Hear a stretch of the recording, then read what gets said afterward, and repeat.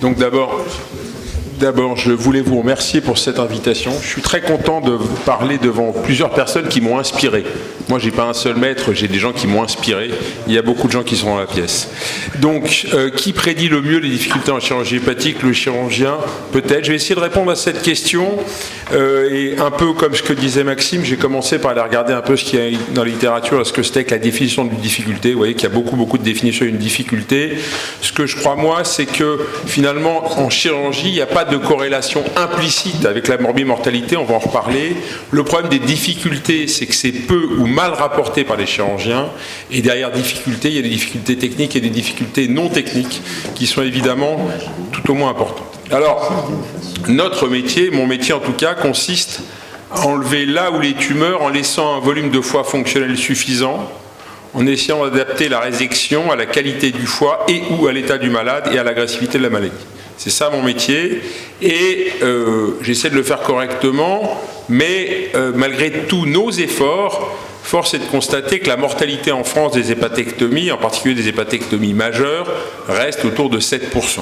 Donc on n'est pas très bon pour prédire la mortalité et prédire les difficultés, puisque les résultats sont ceux-là en France et sont ceux-là en Allemagne. Ils ont été publiés il y a très peu de temps sur une très grosse série, 110 000 hépatectomies entre 2010 et 2015, dont 43% d'hépatectomies majeures. Et vous voyez que la mortalité des hépatectomies majeures dans une période récente est entre 9 et 11% de mortalité. Donc on est vraiment dans des mortalités très importantes, et j'attire votre attention sur la mortalité de l'hépatectomie gauche étendue avec une biodigestive, c'est jusqu'à 25%. Donc c'est absolument hallucinant, finalement des chiffres de mortalité qui sont beaucoup plus importants que ce qu'on a en tête lorsqu'on parle d'hépatectomie. Alors, maintenant, il y a beaucoup de gens en littérature qui ont essayé de répondre à qu'est-ce que c'est qu'une difficulté, qu'est-ce que c'est que la complexité de la chirurgie.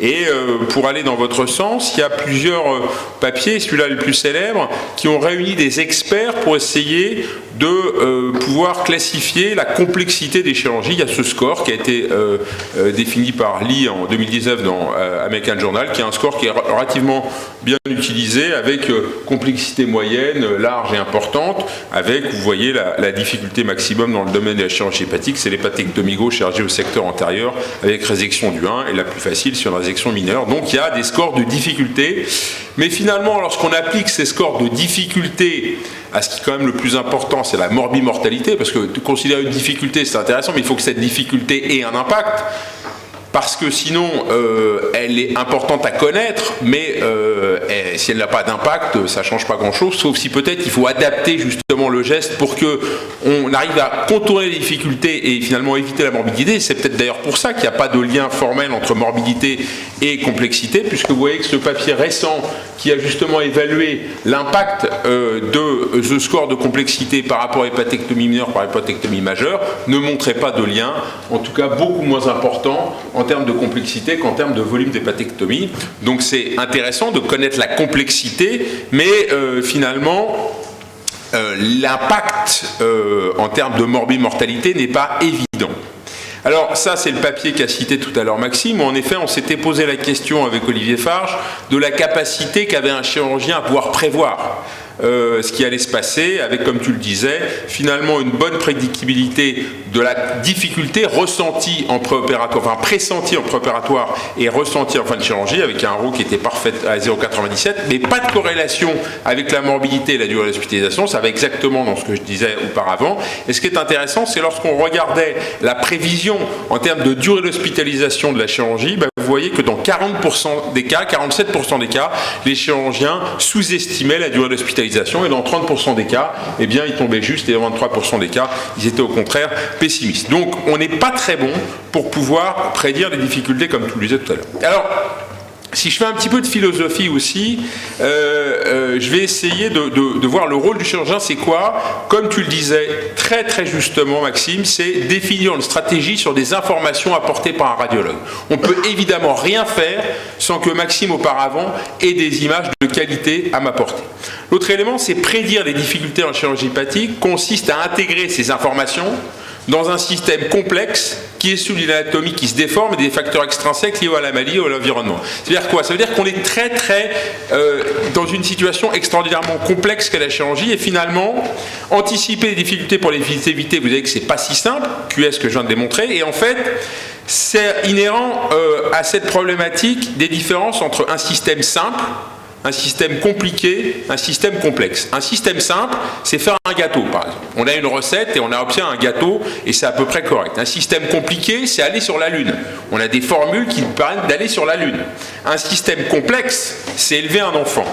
Ça, il y a plein d'incertitudes et plein de difficultés. Eh bien, la chirurgie, ça se situe plutôt dans le complexe que dans le compliqué, et encore moins le simple. Et pourtant, lorsqu'on regarde un peu la vision des gens, eh bien, les gens essayent de simplifier les choses. Typiquement, ça, c'est la vision simple de la problématique de la prise en charge du carcinome hépatocellulaire. C'est la recette de cuisine espagnole qui consiste à dire vous êtes dans la case et vous allez tomber dans cette case-là et on va faire ça. C'est une vision extraordinairement simpliste de la situation. La première chose, c'est qu'ils n'ont pas considéré, par exemple, la problématique de la position du cancer dans le foie, qui est évidemment un problème compliqué qu'il faut prendre en charge lorsqu'on prend en charge un carcinome hépatocellulaire sur une cirrhose, par exemple. Parce que, évidemment, un CHC qui va être à la partie distale du foie et un CHC qui va être central, même niveau d'hypertension portale, dans le diagramme des Espagnols, même chirurgie, et, enfin même constat, alors qu'en réalité, évidemment, la prise en charge va être différente. Vous voyez qu'il faut mettre de la complexité dans le simple pour pouvoir aller plus loin et prendre des décisions correctes. Alors, aujourd'hui, passer du simple au compliqué, ça commence par considérer le schéma de M. Quinault. Le schéma de M. Quinault permet en effet de considérer par exemple la problématique de la position du cancer dans le foie, mais même ça, finalement, c'est un modèle simple. C'est un modèle simple puisque ce modèle est un modèle standardisé qui évidemment ne correspond pas à l'anatomie personnalisée qu'on a l'habitude de voir. Et ce papier est pour moi un papier majeur. C'est un papier un peu compliqué, mais finalement le message est assez simple. Papier de Pietro Maino publié dans J. Patel il y a quelques années, qui explique en substance, finalement, il faut adapter l'échelle de description anatomique au contexte. Parce que lorsque vous êtes dans une discussion de salon, de staff par exemple, vous pouvez dire le nodule est dans le 8, ou le nodule est dans le 7, le nodule est dans le 5, et ça suffit largement pour parler.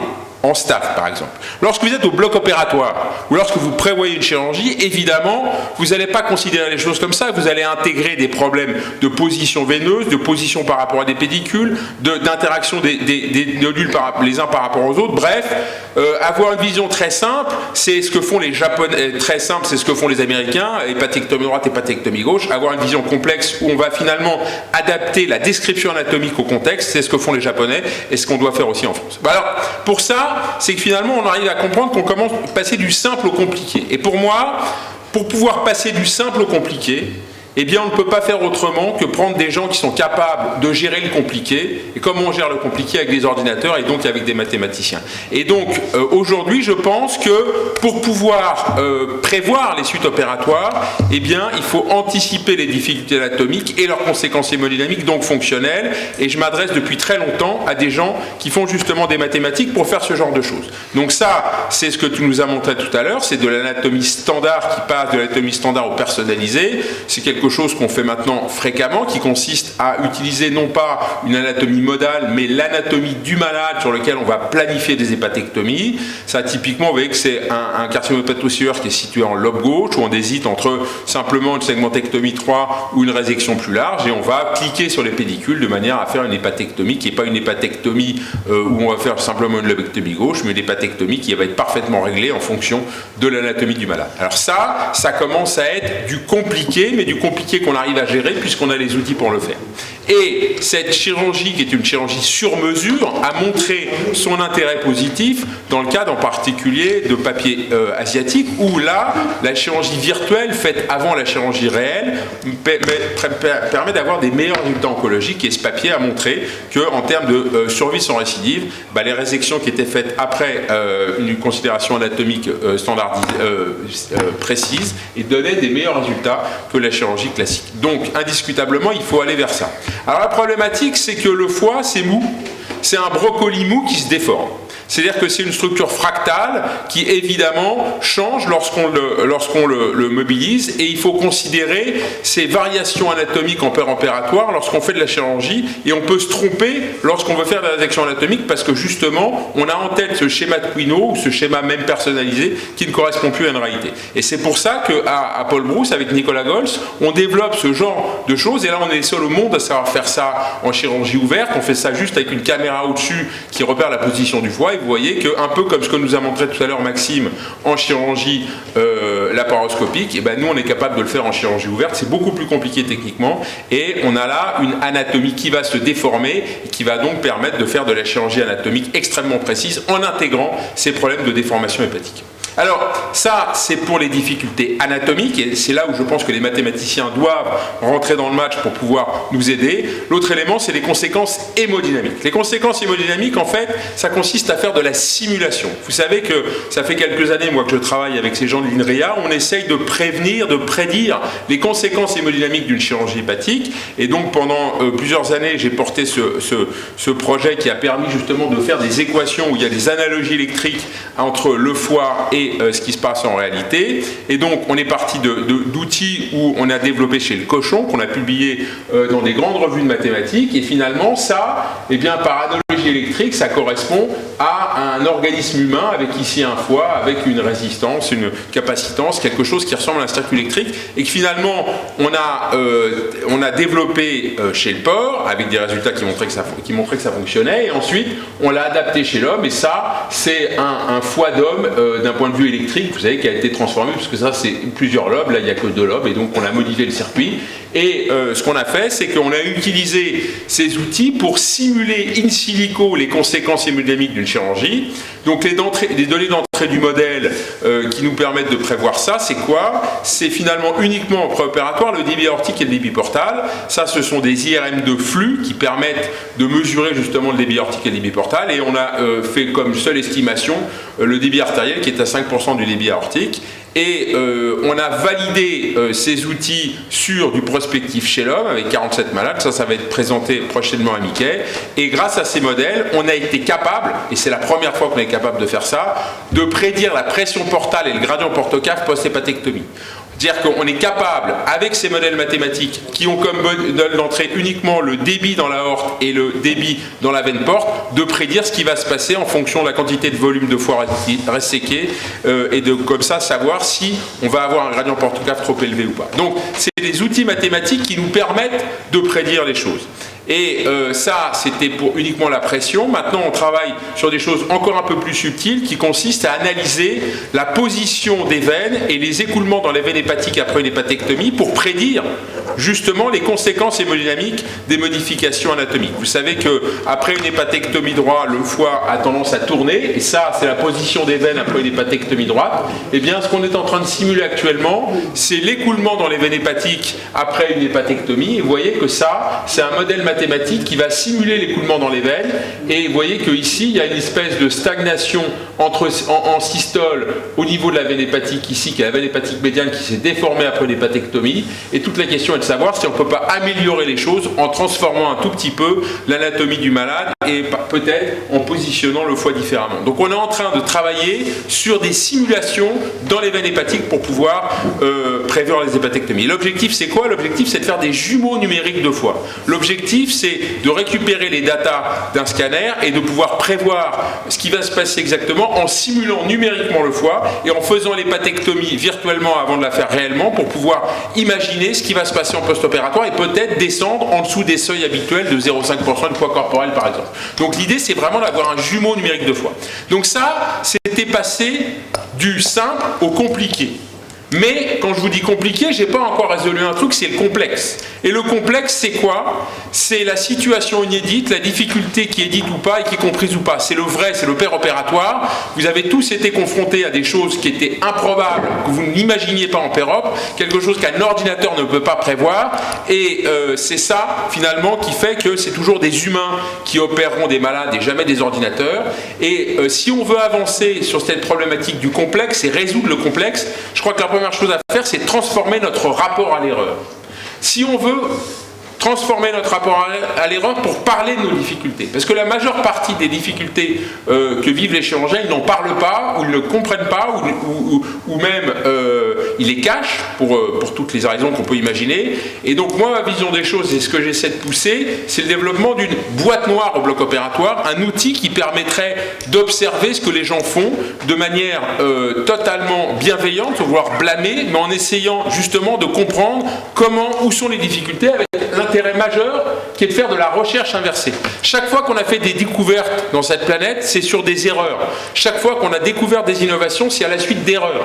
Donc si on ne capte pas ces erreurs pour en faire des innovations, eh bien on va stagner où on est, on ne cherchera que ce qu'on connaît déjà. Et je ne suis pas le seul à penser ça, puisqu'il y a des gens qui sont en train de développer des choses autour de la boîte opératoire, de la black box en chirurgie hépatique. Et finalement, ça, c'est des idées qu'on a développées au week-end de l'innovation chirurgicale, où Jacques Belghiti était présent d'ailleurs. Et ces idées-là, on les a apportées maintenant dans ce que j'ai monté à Paul Brousse avec la PHP, l'Institut Mines Télécom, qui est une chaire d'innovation autour du bloc opératoire augmenté, où on développe justement des outils de captation d'images opératoire avec un casque qui va permettre de suivre le regard du chirurgien pour filmer ce qui se passe en péropératoire, pour pouvoir justement capter la difficulté, pour pouvoir définir ce que c'est que le complexe et améliorer le complexe. Et évidemment, on n'est pas les seuls à faire ça, et d'ailleurs c'est bon signe, puisqu'il y a des très très grosses boîtes qui sont en train de développer justement des choses autour de l'aboîtement en péropératoire. Donc au total, qui prédit le mieux les difficultés en chirurgie hépatique, c'est évidemment le chirurgien, un peu, mais pas complètement. Et j'aime beaucoup cette phrase du célèbre Albert Einstein qui dit « La théorie, c'est quand on sait tout, que rien ne fonctionne. La pratique, c'est quand tout fonctionne et que personne ne sait pourquoi. » Ici, on a réussi la théorie et la pratique, rien ne fonctionne et personne ne sait pourquoi.